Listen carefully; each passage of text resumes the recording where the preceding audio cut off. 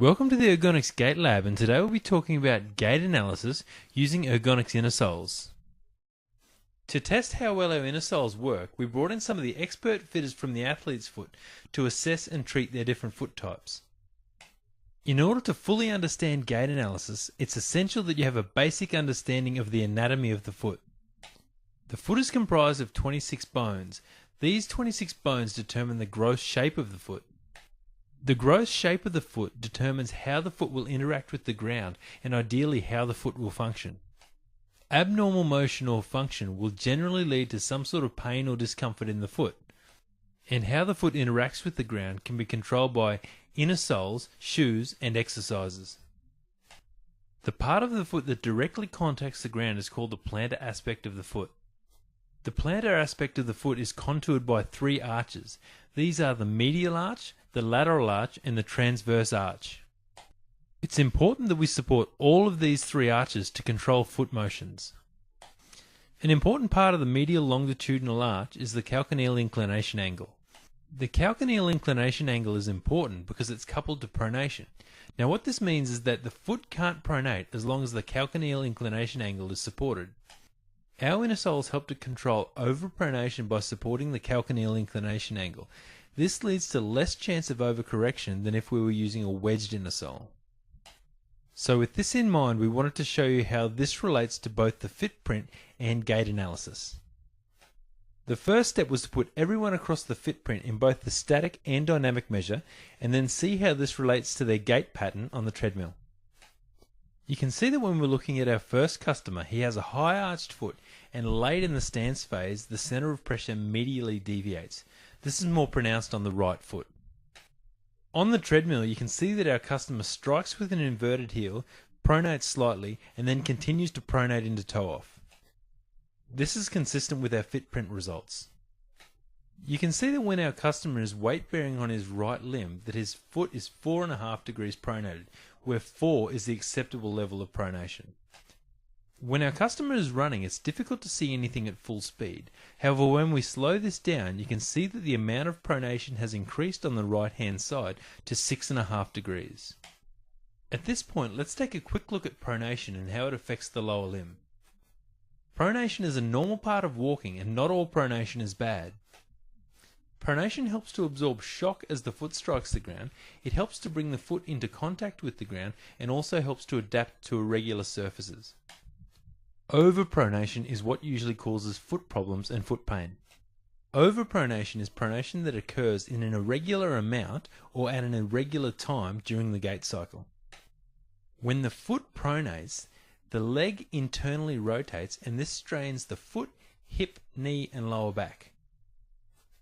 When the foot pronates, the arch collapses and the calcaneus everts. This strains the ligaments and muscles of the foot and lower limb. The foot elongates, and this stretches all of the plantar structures, or the structures on the bottom of the foot, like the plantar fascia. The calcaneal inclination angle decreases, and this is a major contributor to arch collapse. The entire lower limb internally rotates, and this strains the shin, hip, knee, and lower back. The bones of the midfoot unlock to become a loose bag of bones, which is a very inefficient lever for propulsion. Walking, or the gait cycle, can be broken down into two phases: the swing phase when the foot is in the air, and the stance phase when the foot is on the ground. In gait analysis, we tend to focus on the stance phase of the gait cycle. This is where we can make the greatest difference with shoes, Innersoles, stretching and exercising. To help us to further analyze the stance phase of gait, we break it down into contact, mid-stance, and propulsion phases. By comparing a customer's gait pattern to what is considered normal, we're able to identify any potential problems with their walking. For adults, the following guidelines would be considered normal, so anything outside of these guidelines would be considered abnormal. During the contact phase of the gait cycle, the foot pronates around 4 degrees to allow the foot to become a mobile adapter and adapt to the ground. During the mid-stance phase, the foot should progressively supinate to become a rigid lever for propulsion. Through much of the propulsion phase, the foot will continue to supinate, making it a rigid and effective lever for propulsion. Now let's take a look at the difference that a well-fitted running shoe makes to the gait cycle. In the side-by-side view, you can see that the overall pronation has been reduced by 1.4 degrees. This still sits outside what we would consider normal, as the foot still pronates 5.1 degrees. We can further customize this shoe by adding an inner sole that will help to control excess motions without overcorrecting the foot. On this occasion we use the ultra soft inner sole because it's 0 degrees wedged and helps to support the calcaneal inclination angle. This will control overpronation without overcorrecting the foot. The right hand image on this screen is a shoe that has been fitted with an ultra soft inner sole. You'll notice that the overall amount of pronation has been reduced to 4.4 degrees, which is very close to a normal amount of pronation. The large majority of running injuries are stress and overuse related injuries.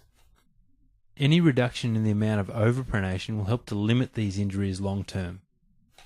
So in summary, adding a well-fitted running shoe in this case reduced the amount of overall pronation by 1.4 degrees, and then adding the ultra soft inner sole reduced the amount of overall pronation by 0.7 degrees further. Now let's take a look at a different foot type, which is the pronated foot. In standing, this customer is very pronated, with the right being more pronounced than the left. So in standing, you can see that this customer is pronated around 10.6 degrees, when the normal that we would be looking for is around 4 degrees. We also ran the customer on the treadmill and also the footprint. From the footprint, you can see that our customer has high medial and lateral arches, and there's an increased pressure to the medial forefoot. The center of pressure also deviates medially late. Now let's take a closer look at our customer running. When our customer is running on the treadmill, you can see that the overall amount of pronation is 9.8 degrees. This is actually a reduction in the amount of overall pronation from standing. This can be explained by the active muscular control of the foot during running. You can see here on the right hand screen that a well-fitted running shoe reduced the amount of overall pronation by 0.3 degrees. Now let's customize the shoe further by adding one of our inner soles to work with the shoe to help to limit overpronation.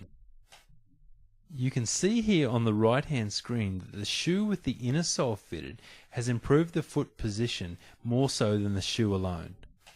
On this occasion, our inner soles were able to control overpronation to within normal limits without overcorrection or irritation. It's the subtle differences with our inner soles that have helped us to achieve these results. Let's take a closer look at our innersoles. So the points of difference of our innersoles are: they control overpronation without wedging the foot, they enhance the support features of the shoe, and they cushion the foot for instant comfort. Our innersoles do this by supporting the calcaneal inclination angle, they have an extended medial arch support, they have a thin yet soft heel, and they're soft and comfortable from the moment they're worn. Let's take a look at 3 common footprint images and how these relate to the use of our innersoles. The first footprint image is for a typically pronated foot. From the footprint results, we can see that there's greater pressure on the inside or medial part of the foot. This strains the medial or inside arch of the foot and leads to arch collapse and foot pain. So using our innersoles to treat pronated or flat feet, they support the entire medial arch of the foot, and this limits arch collapse and foot pain, and they also cushion the entire foot. The next image is of a typically supinated foot. From the footprint results, we can see that there's increased pressure to the lateral or the outside part of the foot. We also know that high arched feet are poor shock absorbers, so using our innersoles in this instance would help to support the medial and lateral arches of the foot without any chance of overcorrection. They cushion the high impact areas of the foot, which would be the lateral part of the foot in this instance, and they also help to keep the body's natural fatty pad beneath the heel with a deep heel cup. The next footprint image is of a typically neutral foot. You can see that there's arches present on both the medial and lateral side of the foot. We know that our innersoles support both the medial and lateral arches of the foot without destabilizing the foot. They also cushion the high impact areas you can see here on the footprint image. So using our innersoles to treat neutral feet, you'll effectively cradle the inside and outside arches of the foot without overcorrecting. The soft pour-on will cushion the high impact areas of the foot. The deep heel cup will also keep the foot's natural fatty pad beneath the heel to further enhance cushioning. So the overall result of using our inner soles on a neutral foot will be a more comfortable and more efficiently functioning foot. Thanks for watching the Ergonx Gait Lab with the athlete's foot. For more information on our products, please go to ergonx.com.au.